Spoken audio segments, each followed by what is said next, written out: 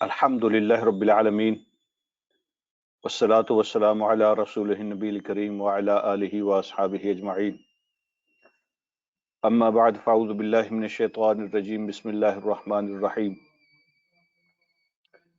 الف لام میم را تلک آیات الکتاب والذی انزل الیک من ربک الحق ولکن اکثر الناس لا یؤمنون صدق اللہ مولانا العظیم اللہم صلی علی سیدنا مولانا محمد مبارک وسلم علیہ صلاۃ سلاما کثیرا کثیرا۔ قابل احترام، قابل عزت میرے بھائی اور اسلامی مائیں اور بہنیں، السلام علیکم ورحمۃ اللہ وبرکاتہ۔ الحمدللہ رمضان مبارک اور عید کے بعد یہ ہمارا پہلا پروگرام ہے۔ ہم سب ایک دوسرے کے لیے دعا گو ہیں کہ اللہ رب العالمین ہمارے رمضان کو، ہماری باقی پوری زندگی کے لیے جو ٹریننگ ہم نے حاصل کی ہے اس پر عمل کرنے کی توفیق عطا فرمائیں، اور ہمارے رمضان کو ہماری دنیا و آخرت کے لیے نفع مند بنا دیں، اور جو کچھ بھی عبادات کسی نے کی ہیں اللہ اپنی شان کے مطابق سب کو جزا اور اجر عطا فرمائے۔ آج الحمدللہ ہم سورہ رعد سٹارٹ کر رہے ہیں۔ یہ جو سورہ رعد ہے اس کے اندر بھی باقی مکی صورتوں کی طرح توحید اور رسالت اور آخرت کے دلائل ہیں۔ توحید کے بارے میں، رسالت کے بارے میں، آخرت کے بارے میں خاص طور پر لوگوں کے جو سوالات تھے، جو اعتراضات تھے، ان کے جوابات ہیں۔ اور یہ جو عقائد ہیں، بیسک عقائد، توحید، رسالت، آخرت، ان کے بارے میں جو شکوک و شبہات تھے لوگوں کے ذہنوں میں، ان کو صاف کیا گیا ہے، ان کو دور کیا گیا ہے، ان کو رفع کیا گیا ہے۔ نہ ماننے والوں کو ان کا انجام یاد کرایا گیا ہے۔ اور اس سورت کا نام سورت رعد ہے۔ رعد کا معنی ہوتا ہے بجلی کی چمک۔ آسمان پہ بادل ہوں تو جو بجلی چمکتی ہے، وہ کڑک اور گرج کی آواز آتی ہے، تو اس کو رعد کہتے ہیں۔ اس کا قطعاً یہ مطلب نہیں ہے کہ یہ وہ صورت ہے جس کے اندر بجلی چمکنے کی کوئی وجہ بیان ہوئی ہوگی، یا بجلی کیوں چمکتی ہے اس پر کوئی بحث ہوئی ہوگی، اللہ رب العالمین نے اس کی وجوہات بیان کی ہوں گی، اس کے پیچھے کیا حکمتیں ہیں وہ بیان کی ہوں گی، کوئی سائنٹیفک اس کا کنیکشن بیان کیا ہوگا۔ ایسی کوئی بات نہیں ہے۔ اس صورت میں غالباً آیت نمبر 13 ہے، اس میں رعد کا لفظ استعمال ہوا ہے، یسبح الرعد بحمدہ والملائکۃ من خیفتہ، کہ جب یہ بادل گرجتے ہیں، بجلی چمکتی ہے، تو یہ بھی اللہ رب العالمین کی تسبیح ہوتی ہے، یہ اللہ کی تسبیح کر رہے ہوتے ہیں۔ اور فرشتے بھی اللہ رب العالمین کے خوف سے اس کی تسبیح اور پاکی بیان کرتے ہیں۔ تو پہچان کے طور پر پتہ چل جائے کہ یہ ایک الگ صورت ہے، اس کا یہ نام رکھ دیا گیا کہ وہ صورت جس کے اندر رعد کا لفظ استعمال ہوا ہے۔ یہ رعد کے اوپر کوئی بحث نہیں کر رہی، یہ صورت بجلی کے چمکنے پر کوئی بحث نہیں کر رہی، بلکہ یہ وہ صورت ہے جس کے اندر لفظ رعد استعمال ہوا، تو وہی لفظ اس صورت کا نام بنا دیا گیا تاکہ پہچان اس کی بن جائے۔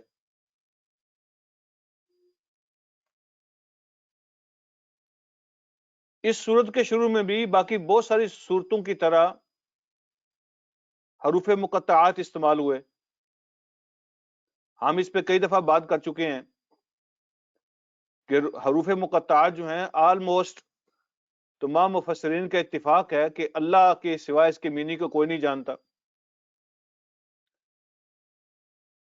تو پھر یہ سوال بھی کئی دفعہ ہم نے اس پہ بات کی ہے کہ جب اللہ کے سوا قرآن کے ان حروف جو ہیں ان کے میننگ کو کوئی نہیں جانتا تو ان کو قرآن میں رکھا کیوں ہے؟ تو کیا قرآن کے اندر کوئی ایسی باتیں بھی ہیں جو اللہ کے سوا کوئی نہیں جانتا؟ تو یہ اگر انسانوں کے لیے کتاب اللہ نے بھیجی ہے تو اس میں کچھ ایسی چیزیں بھی ہیں جو انسان نہ اس کے میننگ جانتے ہیں نہ اس کو سمجھ سکتے ہیں. اس کتاب میں کوئی ایسی بات نہیں ہے جو بے مقصد ہو اور انسانوں کو سمجھانے کا اس کا کوئی پرپز نہ ہو. یہ جو حروف ہیں جن کو ایک ایک کر کے پڑھتے ہیں اس لیے ان کو مقطعات کہتے ہیں. ان کی اصلی میننگ کیا ہے یہ تو رب بھی جانتے ہیں، لیکن اس کی ایک حکمت ہے بعض صورتوں کے شروع میں جن کو بیان کیا گیا ہے، اور حکمت جو ہے وہ قرآن کا چیلنج ہے کہ یہ وہی حروف ہیں جو تم اپنی زبان میں استعمال کرتے ہو، اپنے لکھنے میں پڑھنے میں تم اس کو استعمال کرتے ہو، تمہارے شاعر تمہارے خطیب یہی حروف استعمال کرتے ہیں.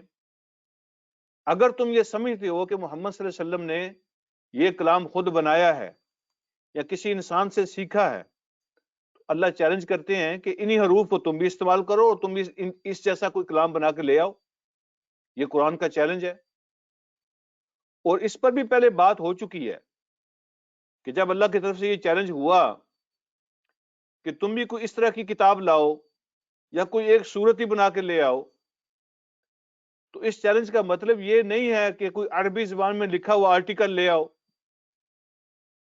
تو کوئی بھی عربی زبان کو سمجھنے والا جاننے والا دو چار لائنیں عربی میں لکھ کے لے آؤ، کہے کہ میں نے لکھ دیا، تمہارے رب کا چیلنج میں نے پورا کر دیا، یہ دیکھو میں نے بھی عربی لکھ دی ہے. تو قرآن کا چیلنج یہ نہیں ہے کہ عربی کی دو چار لائنیں لکھ کے لے آؤ، وہ تو کوئی بھی عرب لکھ سکتا ہے. اصل قرآن کا چیلنج یہ ہے کہ کوئی اس طرح کی ریئلٹی لے کے آؤ، اس طرح کی حقیقت بیان کرو جو قرآن بیان کرتا ہے. مثلا اس کی طرح کا کوئی کلام لاؤ، اس کی طرح کی کوئی صورت لاؤ جس نے ماضی کی کوئی بات کی ہو تو کوئی جھوٹ اس کو ثابت نہیں کر سکتا، جس نے مستقبل کی کوئی چیلنج کیا ہو تو اس کو کوئی غلط ثابت نہیں کر سکتا، جس چیز میں قرآن نے بیان کیا ہو کہ اس میں کامیابی ہے اس میں کوئی ناکامی ثابت نہیں کر سکتا، اور جس کو قرآن نے کہہ دیا ہو کہ اس میں ناکامی ہے اس میں کوئی کامیابی ثابت نہیں کر سکتا. تو جو قرآن کی نے ریئلٹی پیش کی ہے، جو حقائق پیش کیے ہیں، کوئی اس طرح کی چیز تم بھی بنا کے لاؤ جو ان چیلنجیبل ہو، جس کو کوئی چیلنج نہ کر سکے، جس کو کوئی جھٹلا نہ سکے، غلط ثابت نہ کر سکے. کوئی ایسی حقیقت بیان کر کے لاؤ. تو ظاہر بات ہے ایسی کوئی چیز اللہ کے مقابلے میں کوئی لانے کی طاقت نہیں رکھتا، جس کو نہ جھٹلایا جا سکتا ہو نہ جس کو چیلنج کیا جا سکتا ہو. قرآن نے جس کے بارے میں کہا کہ یہ اچھائی ہے، دنیا کا کوئی مذہب، کوئی قانون، کوئی طاقت، کوئی اخلاق اس کو برائی ثابت نہیں کر سکتا. اور جس کو قرآن نے کہا یہ برائی ہے تو اس کے گندے نتائج، اس کے غلط رزلٹ، اس کی ناکام عاقبت اور اینڈ اس کا جو ہے اس سے کوئی بچ نہیں سکتا. یہ ہے اصل میں قرآن کا چیلنج. تو حروف مقطعات کو اللہ رب العالمین نے چیلنج کے طور پہ پیش کیا ہے. یہ اس کی سب سے بڑی حکمت ہے. اللہ فرماتے ہیں تلک آیات الکتاب، یہ ایک خاص کتاب کی آیتیں ہیں، یہ ایک خاص کتاب کی آیتیں ہیں. یہ کوئی ایسی کتاب نہیں ہے جو ہر کوئی بنا لے، ایک اسپیسیفک اور اسپیشل کتاب ہے، یہ اس کی باتیں ہیں. اور پھر فرمایا والذی انزل الیک من ربک الحق، اور وہ جو نازل کیا گیا آپ کی طرف آپ کے رب کی طرف سے وہ سچ اور حق ہے. اس کا ایک معنی تو یہ ہے کہ وہ ہر چیز جو آپ کی طرف سے آپ کی طرف آپ کے رب کی طرف سے نازل کی گئی ہے یہ ہر چیز حق اور سچ ہے، اس میں کوئی غلطی ثابت نہیں کر سکتا. دوسرا اس کا معنی یہ ہے کہ وہ چیز جو آپ کی طرف آپ کے رب کی طرف سے بھیجی گئی ہے وہی حق ہے، وہی حق ہے، اس کے علاوہ سب غلط ہے. اگر کسی کو حق کی تلاش ہے تو صرف اور صرف حق وہ ہے جو رب نے بھیجا ہے، صرف وہی حق ہے، باقی کوئی حق نہیں ہے.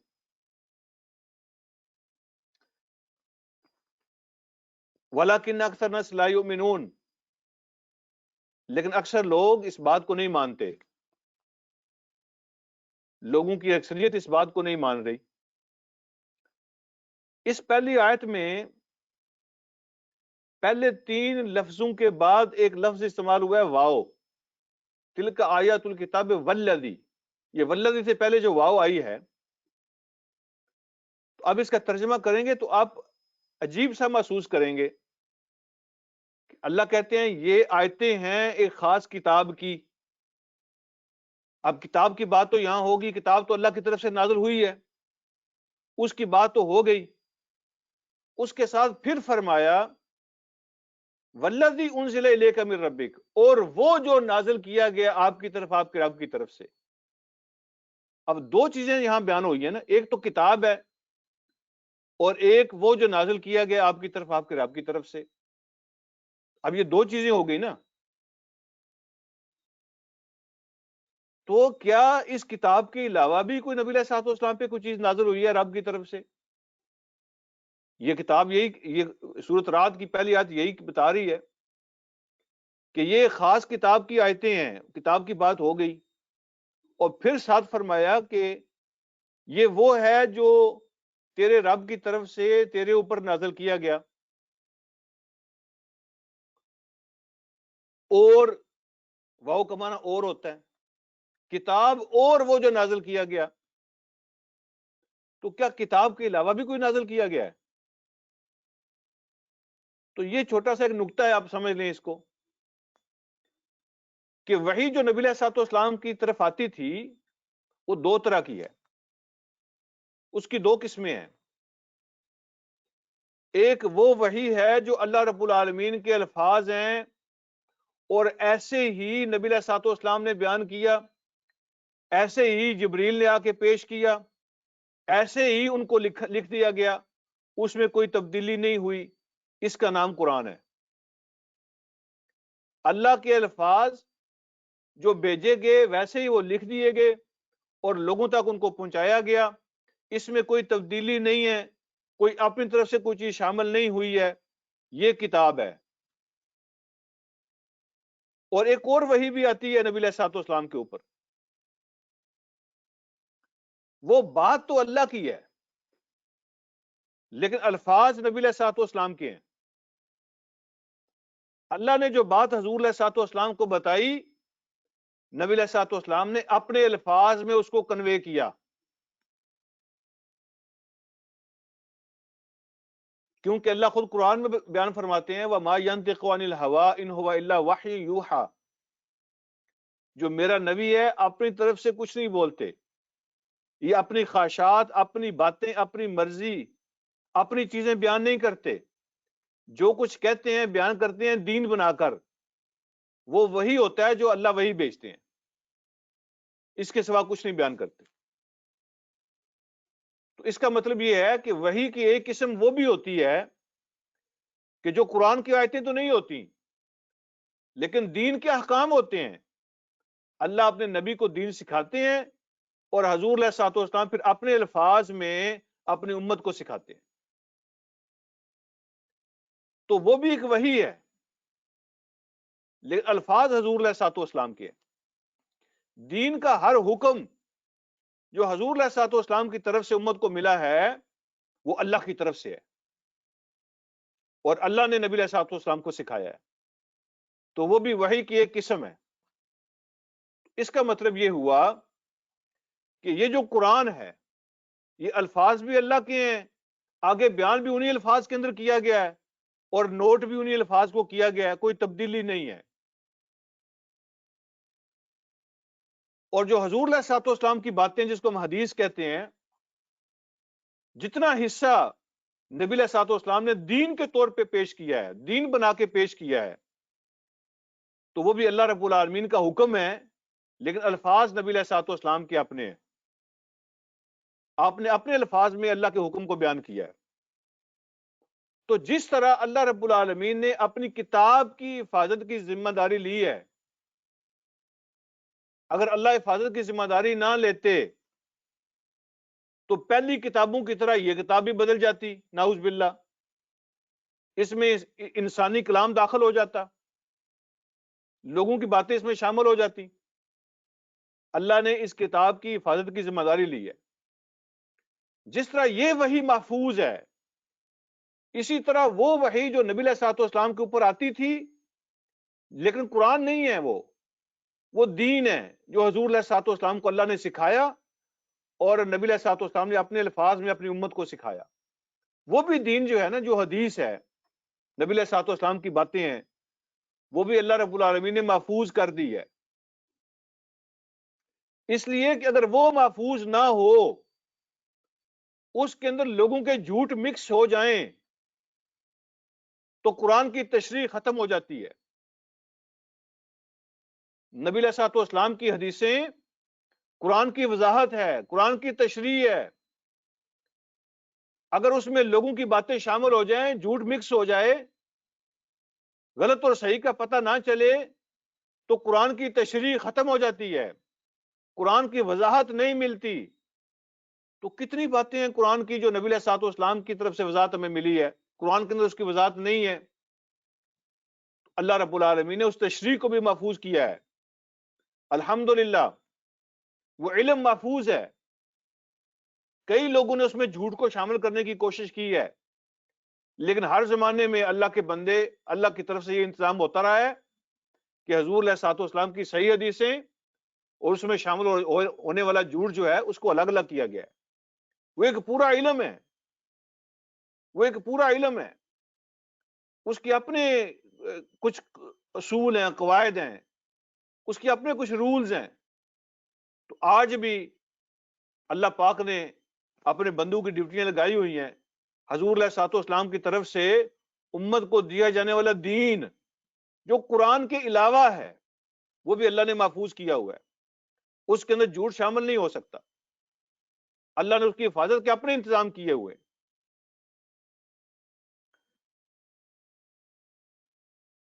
یہ سارا کچھ حق ہے جو اللہ نے بھیجا قرآن کی صورت میں، یا جو اللہ نے سکھایا دین کی صورت میں نبی علیہ الصلوۃ والسلام کو، جو صحیح حدیث کی صورت میں ہمارے سامنے موجود ہے، نبی علیہ الصلوۃ والسلام کی سنت کی صورت میں موجود ہے۔ یہ سارا کچھ حق ہے، اور یہی حق ہے، لیکن اکثر لوگ نہیں جانتے اور وہ نہیں مانتے۔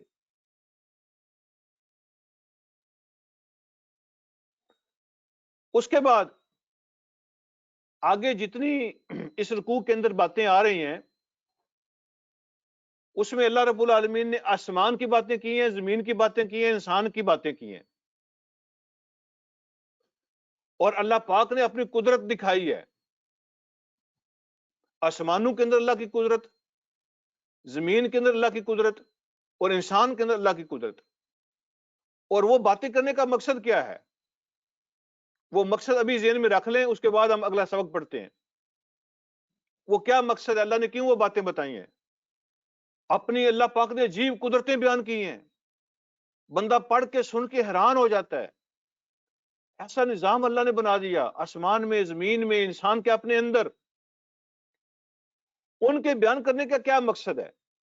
نمبر 1 مقصد یہ ہے کہ یہ جتنی چیزیں اللہ رب العالمین نے پیدا کی ہیں، ان کے پیدا کرنے کا کوئی خاص مقصد ہے۔ جب ہر چیز کے پیدا کرنے کا خاص مقصد ہے، تو انسان کے پیدا کرنے کا مقصد کیوں نہیں ہے؟ زمینوں میں، آسمانوں میں، ہر چیز کے پیدا کرنے کا ایک خاص مقصد ہے۔ تو تم خود سوچو کہ اتنی بڑی مخلوق انسان جس کو اختیار دیا، طاقت دی، پاور دی، علم دیا، کیا اس کا کوئی مقصد نہیں ہوگا؟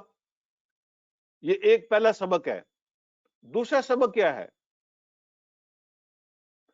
جس رب نے اتنی عجیب و غریب چیزیں بنا لی ہیں، انسان حیران ہو جاتا ہے۔ جس رب نے یہ سب کچھ بنا لیا ہے، تو کیا تم یہ سمجھتے ہو کہ وہ رب دوبارہ نہیں بنا سکتا؟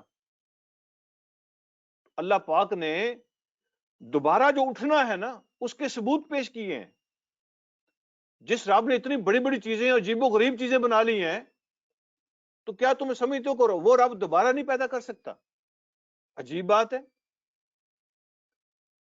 اور تیسرا مقصد،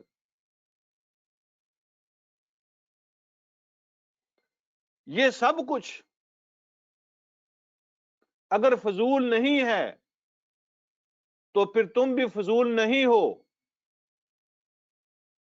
تمہیں بھی ایک کاز دیا گیا ہے، تمہیں ایک ٹارگٹ دیا گیا ہے، تمہیں ایک مشن دیا گیا ہے، نصب العین دیا گیا ہے۔ دنیا میں ہر چیز کا ایک مشن ہے، تمہارا بھی ایک مشن ہے۔ آسمانوں کے ذمے کام ہے، زمین کے ذمے کام ہے، یہ چاند ستاروں کے ذمے کام لگے ہوئے ہیں، ان کی ڈیوٹی لگی ہوئی ہے۔ تو تمہارے ذمے بھی کچھ کام لگے ہوئے ہیں، تو تمہیں ان کاموں کے بارے میں پوچھا جائے گا۔ یہ چیز ذہن میں رکھ کے ہم اگلا سبق پڑھتے ہیں۔ اللہ فرماتے ہیں، اللہ کیا ہے؟ اللہ کون ہے؟ اللہ الذی رفع السماوات بغیر عمد ترونہا۔ اللہ وہ ذات ہے جس نے بلند کیا آسمانوں کو بغیر ستونوں کے، ترونہا جن کو تم دیکھ سکو۔ بغیر ستونوں کے آسمانوں کو بلند کیا ہوا ہے، وہ ستون تمہیں نظر نہیں آتے۔ اب یہ جو الفاظ ہیں نا، ان پہ غور کریں۔ بغیر عمد ترونہا، جس نے آسمانوں کو بلند کیا ستونوں کے بغیر جن کو تم دیکھ سکو۔ اس کے دو مطلب ہیں۔ ایک مطلب تو یہ ہے کہ آسمانوں کے ستون ہیں ہی نہیں، اللہ رب العالمین نے وداؤٹ پلرز آسمانوں کو کھڑا کیا ہوا ہے، تمہیں نظر نہیں آتے پلر، وہ ہے ہی نہیں ہے۔ یہ اللہ رب العالمین کی کتنی بڑی قدرت ہے۔ اتنا بڑا جہان، 7 آسمان اللہ پاک نے کھڑے کیے ہوئے ہیں، اٹھا کے رکھے ہوئے ہیں، اور نیچے کوئی سپورٹ نہیں ہے۔ ایک مطلب ہے۔ دوسرا مطلب اس کا یہ ہے، بغیر عمد ترونہا، اللہ نے آسمانوں کو بلند کیا ہے ستونوں کے بغیر جو تمہیں نظر آئیں، بغیر ستونوں کے جو تم دیکھ سکو، جو تمہیں نظر آئیں۔ اس کا مطلب یہ ہے کہ کوئی ستون تو ہیں لیکن تم نہیں دیکھ سکتے، کوئی سسٹم تو ہے جو ان کو سپورٹ کیے ہوئے ہے، لیکن تم اس کو نہیں دیکھ پا رہے۔ تمہارے اندر یہ قوت اور طاقت نہیں ہے کہ ان کو دیکھ پاؤ۔ دونوں مطلب ہو سکتے ہیں۔ کبھی آپ کو موقع ملے، آپ یوٹیوب پہ دیکھنا، سائنس کہتی ہے کہ جو گلیکسیز ہیں ان کے درمیان آپس میں برجز بنے ہوئے ہیں، وہ برجز ہیں، لیکن کوئی ان کو پاور ایسی ان کو اٹھا کے رکھے ہوئے ہے، کنیکٹ کیے ہوئے ہے، جو نظر نہیں آتی۔ وہ کہتے ہیں وہ میگنیٹک پاور ہے، میگنیٹک پاور، یعنی کوئی بڑے بڑے کوئی پاورفل قسم کے مقناطیس ہیں گلیکسیز کے اندر، اور ان مقناطیس جو ہے نا، وہ جو میگنیٹس ہیں، انہوں نے وہ جو برجز ہیں، جو پل بنے ہوئے ہیں، ان کو سنبھالا ہوا ہے۔ یہ تو آج یہاں بھی تجربہ ہو رہا ہے نا، کہ جو مقناطیس کی پاور ہے اس سے بڑے بڑے کام کیے جا سکتے ہیں۔ تو وہ بھی کہتے ہیں کہ گلیکسیز کے درمیان برجز بنے ہوئے ہیں، رستے بنے ہوئے ہیں، لیکن وہ کوئی میگنیٹک پاور ہے جو ان کو کنٹرول کیے ہوئے ہے۔ آپ دیکھیں نا، اگر آپ چھوٹی سی کوئی لوہے کی چیز لیں، آپ اس طرف بھی ایک میگنیٹ رکھیں، اس طرف بھی پاورفل میگنیٹ رکھیں، ٹھیک ہے، تو درمیان میں وہ ہینگ ہو جائے گی لوہے کی چیز، کوئی سوئی، کوئی کیل اگر آپ لے لیں، کوئی چیز لے لیں، تو ادھر بھی مقناطیس رکھیں، ادھر بھی مقناطیس رکھیں، تو درمیان میں وہ چیز لٹک جائے گی، ہینگ ہو جائے گی، کسی سپورٹ کے بغیر وہ فضا میں لٹکی ہوگی، وہ مقناطیس کی پاور اس کو ہولڈ کر لیتی ہے۔ اللہ رب العالمین کو سسٹم ایسے بنائے ہوئے ہیں، اللہ فرماتے ہیں بغیر عمد ترونہا، ایسے کوئی ستون نہیں ہے جو تمہیں نظر آ سکیں، تم نہیں دیکھ سکتے۔ یہ اللہ رب العالمین کا نظام ہے۔ ایک اور بات دیکھیں، یہ جو ہم کہتے ہیں یہ جو بلو کلر نظر آتے ہیں یہ آسمان ہے، یہ نیلا نیلا رنگ نظر آتا ہے نا، یہ آسمان ہے۔ یہ ایک اوپینین ہے کہ یہ آسمان ہے۔ ایک دوسرا اوپینین بھی ہے، وہ کہتے ہیں کسی کو پتہ نہیں ہے آسمان کہاں پر ہے۔ آسمان ایک سالڈ چیز ہے، سالڈ قرآن و حدیث کے مطابق ایک سالڈ چیز ہے، پکی، وہ کوئی دھواں نہیں ہے، ایک پکی چیز ہے جس کے اندر دروازے ہیں، ٹھیک ہے، اس کے اندر دروازے بنے ہوئے ہیں۔ حدیث بھی یہی بتاتی ہے۔ وہ کہاں پر ہیں کسی کو نہیں پتا۔ یہ جو بلو کلر نظر آتا ہے یہ آسمان نہیں ہے اصل میں، وہ کہتے ہیں کہ ستاروں کی روشنی ہے، اور ستاروں کی روشنی کے اوپر اندھیرا ہے، اور جب وہ اندھیرا اور روشنی ان کا کمبینیشن ہوتا ہے تو ہمیں یہ بلو کلر نظر آتا ہے۔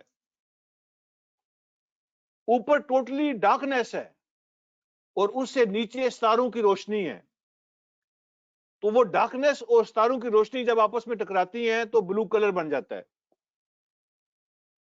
جیسے آپ سمندر کے پانی کو دیکھیں تو جب اس کے اوپر روشنی پڑتی ہے اور پانی کے نیچے اندھیرا ہے تو آپ کو کلر پانی کا بلو نظر آتا ہے، لیکن جب رات ہو جاتی ہے تو وہ کلر کالا ہو جاتا ہے۔ اپنے ہاتھ میں اٹھائیں تو وہ کلر بلو آپ کو نظر نہیں آتا، لیکن وہاں سمندر میں وہ آپ کو بلو سا نظر آتا ہے۔ وہ کہتے ہیں وہ اس کا کوئی کلر نہیں ہوتا، اصل میں اوپر سے روشنی پڑتی ہے، نیچے اندھیرا ہے، تو روشنی اور اندھیرا جب آپس میں ملتے ہیں تو وہ بلو سا کلر بن جاتا ہے۔ یہ اللہ رب العالمین کی قدرتیں ہیں، یہ اللہ رب العالمین کے سائن ہیں، یہ علامتیں ہیں اللہ کی قدرت کی۔ آگے اللہ فرماتے ہیں ثم استوى علی العرش، پھر وہ تخت کے اوپر بیٹھ گیا۔ آسمان بنانے کے بعد وہ تخت کے اوپر بیٹھ گیا۔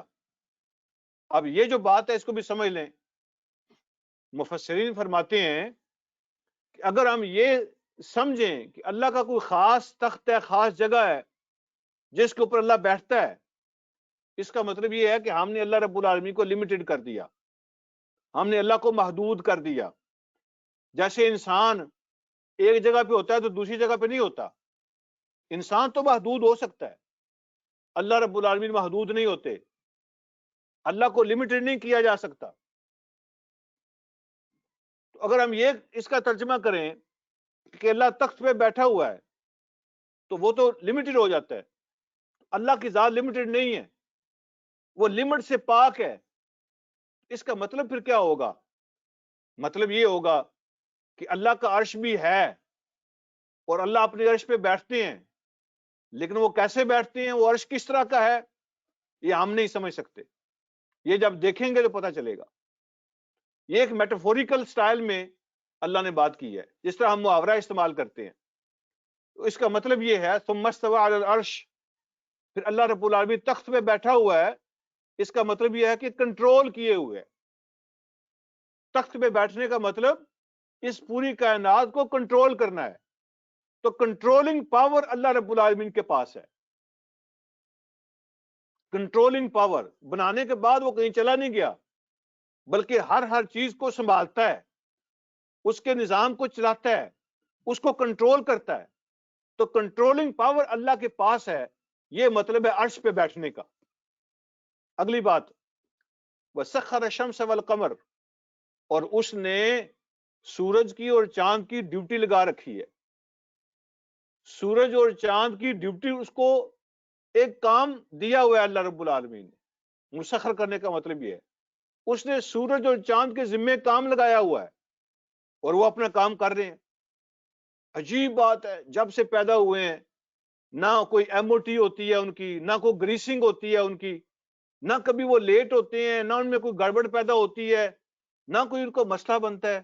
یہ کون چلا رہا ہے؟ یہ اللہ رب العالمین چلا رہے ہیں. جس کام پہ ان کو لگایا تھا وہ لگے ہوئے، اور جب تک اللہ چاہیں گے وہ لگے رہیں گے. اللہ فرماتے ہیں کل یجری، ان میں سے ہر کوئی چل رہا ہے، ہر کوئی چل رہا ہے. جرا یجری کا معنی ہے چلنا، موو ہونا. تو اسما جو چاند بھی موو ہو رہا ہے، سورج بھی موو ہو رہا ہے، جتنے ہیونلی باڈیز اللہ نے بنائی ہیں وہ موو ہو رہی ہیں. کب تک موو ہو رہی ہیں؟ لِأَجَلِ مُسَمَّى، ایک مقررہ مدت تک. ان کی مدت مقرر ہے، اس وقت تک وہ موو ہو رہے ہیں. پھر اللہ فرماتے ہیں یدبر الامر، اللہ معاملات کو چلا رہا ہے، معاملات کو چلا رہا ہے. پلاننگ اللہ کے ہاتھ میں ہے، منصوبے وہ بناتا ہے، اور ان ساری چیزوں سے کام وہ لیتا ہے. یدبر الامر کا معنی ان ساری چیزوں سے وہ کام لیتا ہے، وہ منصوبہ بناتا ہے، اور اپنے منصوبے کے مطابق وہ سارے کام ان سے کرواتا ہے. معاملات کی تدبیریں وہ کر رہا ہے. یفصل الآیات، اس طرح اللہ اپنی باتیں کھول کے بیان کرتا ہے تفصیل کے ساتھ. وہ تفصیل کے ساتھ اپنی باتیں پیش کرتا ہے. لعلکم بلقاء ربکم توقنون، تاکہ تمہیں اپنے رب کی ملاقات کا یقین آ جائے، تاکہ تم اپنے رب کی ملاقات کا یقین کر لو. یہ لفظ لعلکم ہے نا، اس کا معنی ہوتا ہے ہو سکتا ہے، امید ہے. یہ ایسے کیوں کہا کہ امید ہے؟ حالانکہ رب کی ملاقات تو سرٹن ہے، وہ تو شور ہے، وہ تو یقینی ہے. تو پھر امید کا کیا مطلب ہے؟ اللہ فرماتے ہیں امید ہے کہ تم اپنے رب کی ملاقات کا یقین کر لو. یقین کیوں نہیں ہے؟ اس لیے کہ وہ ہے تو یقینی ہے، لیکن اس دنیا میں ہر بندہ اس پہ یقین نہیں کر رہا، ہر بندہ اس کو مان نہیں رہا. کوئی تھوڑا مانتا ہے، کوئی زیادہ مانتا ہے، کوئی بالکل نہیں مانتا.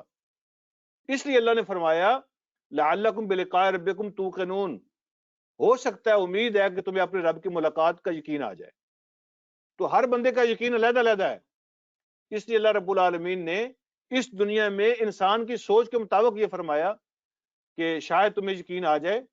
سارے بندے اس بات کو نہیں سنتے. اگلی بات اللہ پاک فرماتے ہیں وَهُوَ الَّذِي مَدَّ الْأَرْضِ، وہ وہی ہے جس نے زمین کو پھیلایا. مد کا معنی ہوتا ہے کھینچنا. جیسے ہم قرآن پڑھتے ہوئے مد نہیں کرتے، مد کا مطلب ہوتا ہے لمبا کرنا، کھینچنا. وہ وہی ہے جس نے زمین کو کھینچا. اب پھر یہاں سوال کھڑا ہو جائے گا کہ زمین تو گول ہے، کہتے ہیں بیضوی ہے، انڈے کی طرح ہے، تو قرآن کہتا ہے اس نے زمین کو پھیلایا ہے. تو پھیلانے کا مطلب یہ ہے کہ یہ زمین فلیٹ ہونی چاہیے. تو یہ فلیٹ ہے یا بیضوی انڈے کی طرح ہے، یہ کیا مطلب ہے؟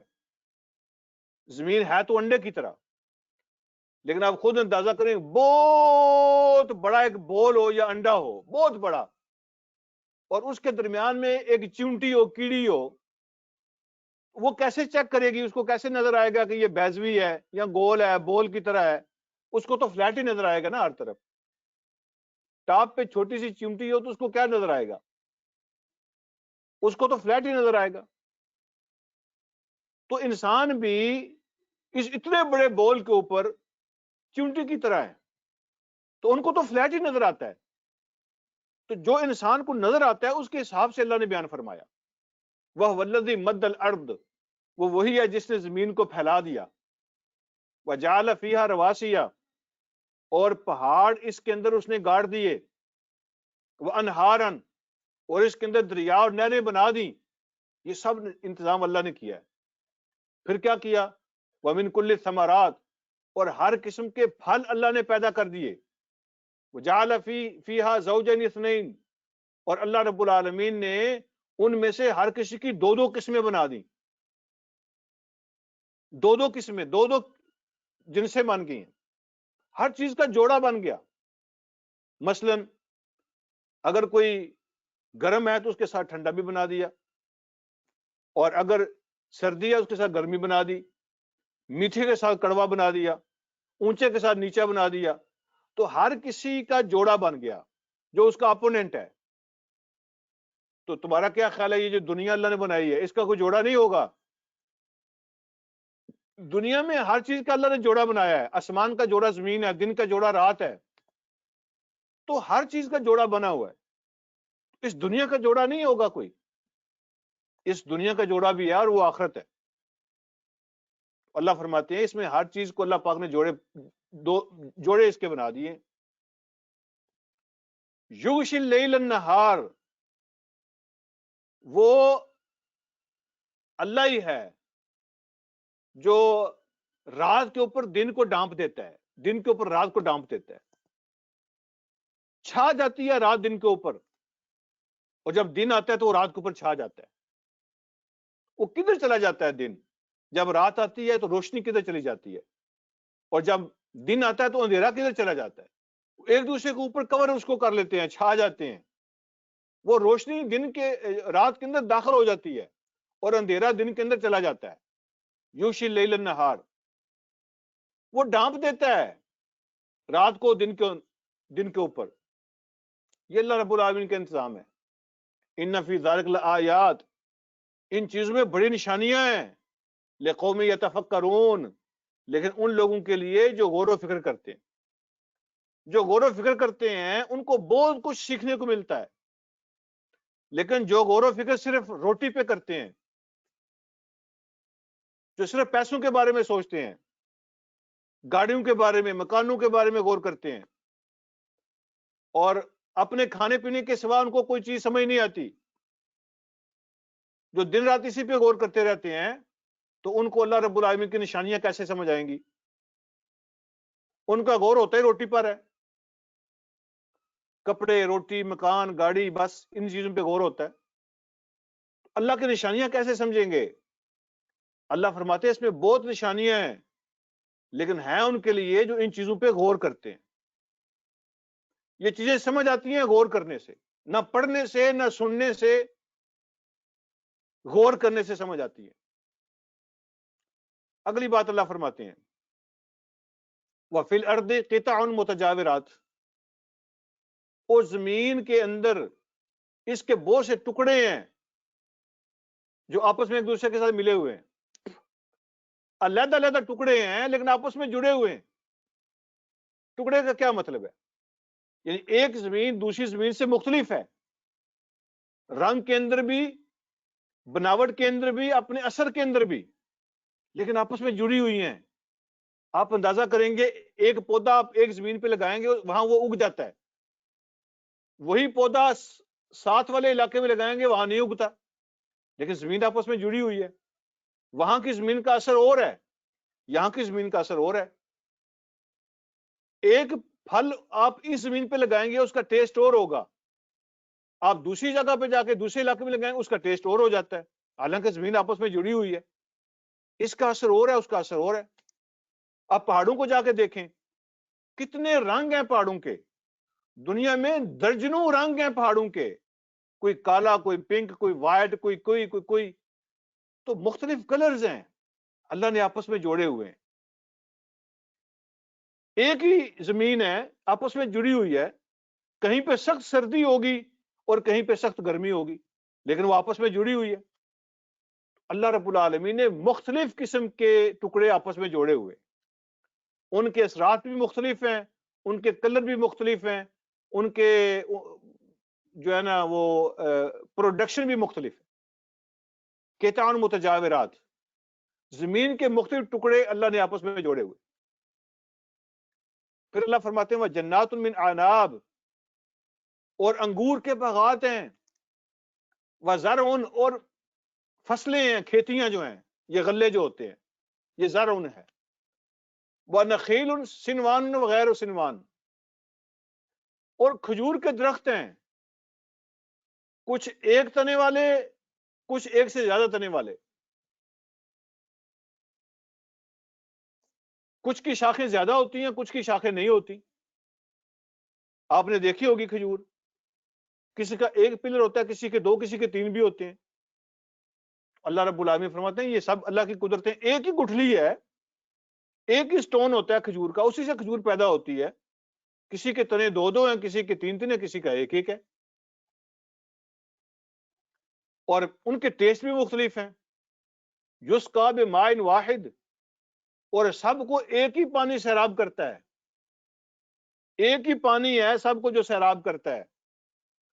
اب ایک باغ ہو مالٹے کا تو ایک ہی پانی لگتا ہے، ایک ہی زمین ہے، ایک ہی باغ ہے، لیکن اگر آپ توڑ کے کھائیں گے، چیک کریں گے، تو ہو سکتا ہے کہ ہر درخت کے مالٹے کا ٹیسٹ ڈیفرنٹ ہو. ایک ہی باغ کے آم کھائیں گے ڈیفرنٹ ہوگے، ایک ہی باغ کی کھجوریں کھائیں گے ڈیفرنٹ ٹیسٹ ہو سکتا ہے. یہ اللہ رب العالمین کے اپنے نظام ہیں. اللہ فرماتے ایک ہی پانی ان کو لگتا ہے، کچھ پک جاتے ہیں، کچھ خراب ہو جاتے ہیں. یہ اللہ کا نظام ہے. اچھا، کچھ اعلیٰ نسل کی ہوتی ہیں چیزیں اور پھل وغیرہ، کچھ اس سے ذرا کم ہوتے ہیں. یہ جو فرق رکھا ہوا ہے اللہ رب العالمین نے اعلیٰ اور گٹھیا کا، یہ کیوں ہے؟ اللہ فرماتے ہیں وَنُفَضِّلُ بَعْضَهَا عَلَى بَعْضٍ فِي الْأُكُلِ، اور بعض کا ٹیسٹ کھانے میں بعض سے بہت اعلیٰ ہے. یہ کون کرتا ہے؟ وَنُفَضِّلُ، اللہ کہتے ہیں ہم کرتے ہیں، ہم فضیلت دیتے ہیں، بڑھا دیتے ہیں بعض کو بعض پر، کھانے میں، ٹیسٹ میں، کھانے اور ذائقے میں ہم بعض پھلوں کو بعض میں جو ہے نا وہ فضیلت دے دیتے ہیں، درجہ دے دیتے ہیں، اعلیٰ کر دیتے ہیں. بعض کا ٹیسٹ بہت. یہ کون کرتا ہے؟ تمہارا کیا خیال ہے وہ پانی کرتا ہوگا یا زمین کرتی ہے؟ اللہ فرماتے ہیں نفضلو، ہم کرتے ہیں. یہ سارا کچھ ہماری کاراگری ہے، یہ ہماری قدرت ہے ساری. ان فی ذالک لآیات، ان چیزوں میں بڑی نشانیاں ہیں، لیکن کن کے لیے ہیں؟ لقوم یعقلون، ان لوگوں کے لیے جو عقل سے کام لیتے ہیں، عقل سے کام لیتے ہیں. اگلی بات،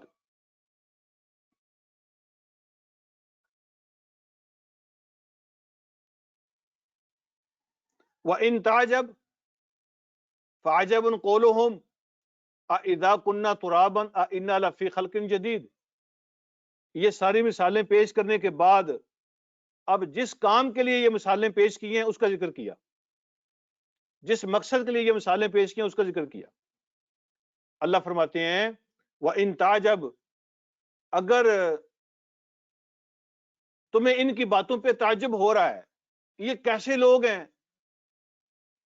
آپ کو ان کی باتوں پہ تعجب ہو رہا ہے کہ یہ کیسی باتیں کرتے ہیں. کہتے ہیں مرنے کے بعد اٹھنا کوئی نہیں ہے، ختم ہو جائیں گے، مٹی میں مل جائیں گے، کیسے اٹھیں گے؟ اگر یہ دوبارہ اٹھنے کو نہیں مانتے اور آپ ان کی عقل پہ حیران ہوتے ہیں تو آپ اندازہ کریں نا. اگر آپ کو تعجب کرنا ہی ہے تو ان کی اس بات پہ تعجب کرنا چاہیے. فَعَجَبٌ قَوْلُهُمْ، تو تعجب ان کی بات پہ ہونا چاہیے. اِذَا كُنَّا تُرَابًا، کہ جب ہم مٹی ہو جائیں گے، اِنَّا لَفِي خَلْقٍ جَدِيدٍ، تو کیا ہمیں دوبارہ نئی مخلوق بنا کے اٹھایا جائے گا؟ اگر آپ نے تعجب کرنا ہی ہے تو اس بات پہ تعجب کرنا چاہیے.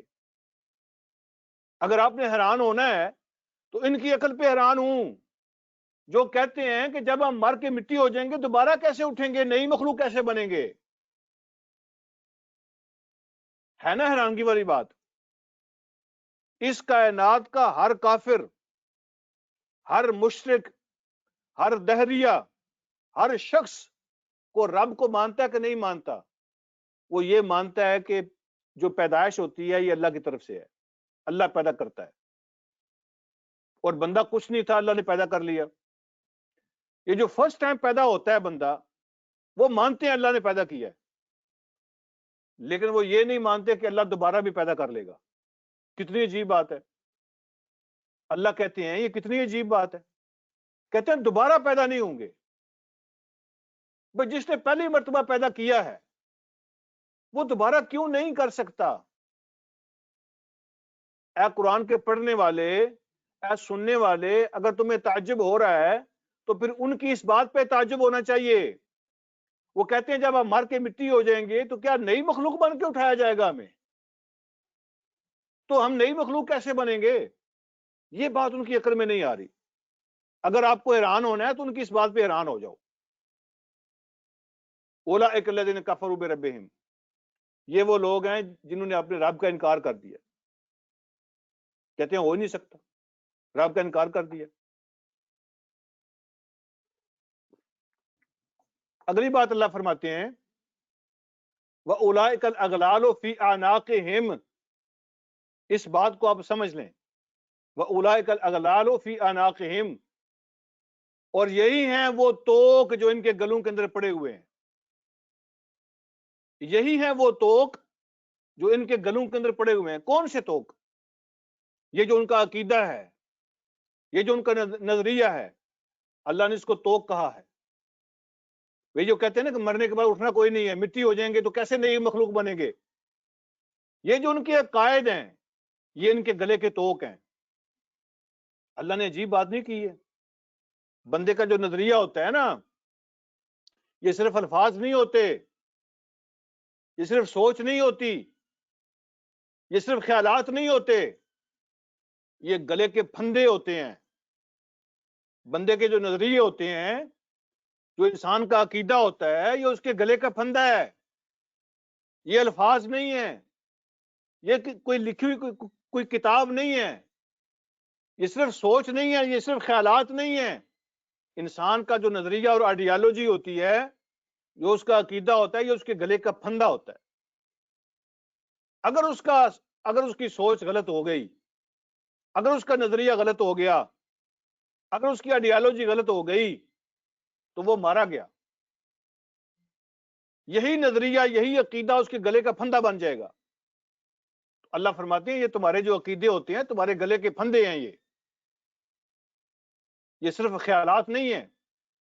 وَأُولَئِكَ الْأَغْلَالُ فِي أَعْنَاقِهِمْ، یہی ان کے عقیدے ہیں جو ان کے گلے کے پھندے بنیں گے. وَأُولَئِكَ أَصْحَابُ النَّارِ، اور یہی لوگ ہیں جو آگ میں جانے والے ہیں. ہم فیہا خالدون، اور اس میں یہ ہمیشہ ہمیشہ کے لیے رہیں گے. سبق کو اپنے اختتام کی طرف لے کے چلتے ہیں. وَيَسْتَعْجِلُونَكَ بِالسَّيِّئَةِ قَبْلَ الْحَسَنَةِ، یہ آپ سے جلدی جلدی مانگتے ہیں برائی کو، عذاب کو. یہ آپ سے عذاب مانگنے میں جلدی کر رہے ہیں. سیئہ کا معنی ہوتا ہے برائی. یہ کہتے ہیں اگر آپ اللہ کے سچے نبی ہیں تو لاؤ عذاب، جس سے آپ ہمیں ڈراتے ہیں کدھر عذاب، لے آؤ اپنا عذاب. تو عذاب کو مانگنے میں جلدی کر رہے ہیں. قبل الحسنہ، اچھائی سے پہلے. یہ ظالم اچھائی ملنے سے پہلے برائی ملنے میں جلدی کر رہے ہیں. اچھائی پہ غور نہیں کرتے، وہ نہیں مانگتے، کہتے ہیں عذاب لاؤ، عذاب لاؤ، عذاب لاؤ. کتنی خوبصورت اللہ نے بات کی ہے.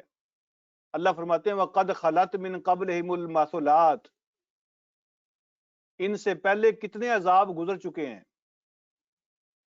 ان سے پہلے کتنے عذاب گزر چکے ہیں، ان کے سمجھنے کے لیے وہ کافی نہیں ہے.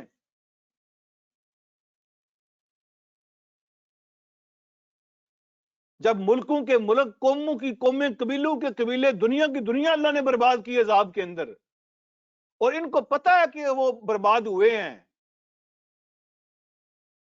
تو کیا جب دوسرے پہ عذاب آئے تو سمجھنے کے لیے کافی نہیں ہوتا؟ ایک آدمی آگ میں اپنی انگلی ایسے ہی ڈالتا ہے اور پھر وہ سب کو بتاتا ہے کہ تمہارے سامنے میں نے آگ میں ڈالی ہے، اس نے جلا دیا مجھے. وہ چیختا ہے، روتا ہے، چلاتا ہے. لیکن ہم کہتے ہیں کہ نہیں، ہم نہیں مانتے. یہ میڈنس ہے، یہ پاگل پن ہے، یہ فولشنس ہے.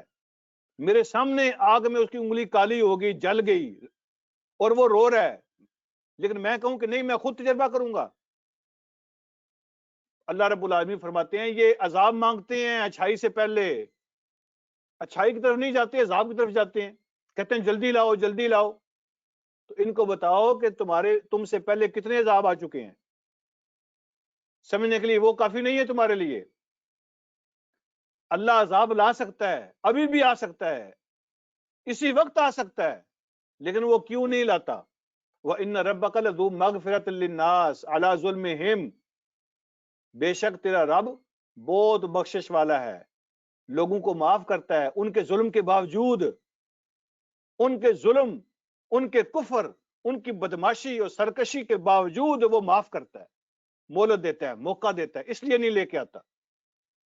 تیرا رب لوگوں کو بہت معاف کرنے والا ہے، حالانکہ وہ بہت ظلم کر رہے ہیں۔ وَإِنَّ رَبَّكَ لَشَدِيدُ الْعِقَابِ، اور بے شک تیرا رب سخت سزا دینے والا ہے۔ وہ سخت عذاب دینے کی طاقت رکھتا ہے، لیکن وہ بخشنے والا ہے، رحم کرنے والا ہے، اس لیے موقع دیتا ہے۔ لوگوں کے ظلم دیکھیں تو ان کو برباد کر دیا جائے، لیکن وہ بخشنے والا ہے، موقع دیتا رہتا ہے۔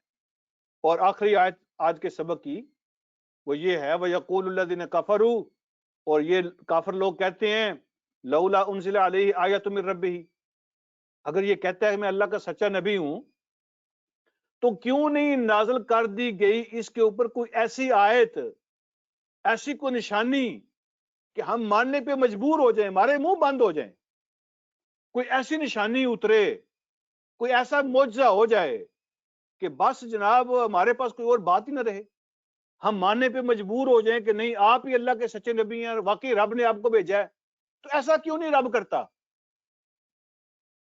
رب ایسا کیوں نہیں کرتا کہ ایک ہی مرتبہ کوئی ایسی نشانی دکھائے کہ ہم مجبور ہو جائیں؟ اللہ فرماتے ہیں یہ میری پالیسی نہیں ہے، یہ ہماری پالیسی کے خلاف ہے کہ ہم لوگوں کو مجبور کر کے اسلام قبول کروائیں۔ ہم کہتے ہیں دلیل کو سمجھ کے اسلام قبول کرو، اور جس نے عذاب کو دیکھ کر اپنی آنکھوں سے یقین کر کے پھر وہ ایمان قبول کرتا ہے، اس کا ایمان قابل قبول ہوتا ہی نہیں ہے۔ یہی تو امتحان ہے۔ اگر زبردستی اللہ نے مسلمان کرنا ہوتا دنیا میں کوئی کافر نہ ہوتا۔ اللہ فرماتے ہیں اس دنیا کے لیے ہماری یہ پالیسی نہیں ہے، یہ ہماری سکیم ہی نہیں ہے۔ ہماری سکیم کیا ہے؟ ہماری سکیم یہ ہے، انما انت منذر، کہ بے شک آپ تو صرف ڈرانے کے لیے آئے ہیں، آپ تو وارننگ دینے کے لیے آئے ہیں، آپ وارنر ہیں۔ منذر کا معنی ہے آپ تو ڈرانے کے لیے آئے ہیں، آپ سمجھانے کے لیے آئے ہیں، دلیل کے ساتھ بات کرتے ہیں، آپ ایویڈنس دیتے ہیں، آپ لاجک بیان کرتے ہیں۔ اب ماننا یا نہ ماننا ان کی اپنی مرضی ہے، یہی تو طریقہ ہے۔ وَلِكُلِّ قَوْمٍ ہاد، اور ہر قوم کے لیے اللہ نے کوئی رہنمائی کرنے والے کا بندوبست کیا ہوا ہے۔